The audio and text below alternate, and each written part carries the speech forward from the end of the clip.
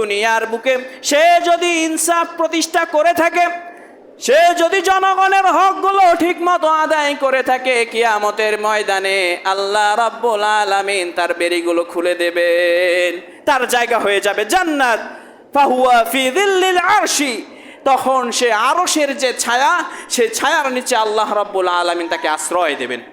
আর যদি জনগণের হক মেরে কেউ খেয়ে থাকে, জনগণের উপর নির্যাতন করে থাকে, চাই সে যেই হোক না কেন, কিয়ামতের ময়দানে যখন তাকে বেরি পরিয়ে এইভাবে আল্লাহর সামনে উপস্থিত করা হবে, যখন ঘেটে দেখা হবে সে মানুষের হক নষ্ট করেছে, তখন তাকে আউবাকাহু জাওরুহু, তাহলে তাকে এইভাবেই তাকে জাহান্নামে নেওয়া হবে।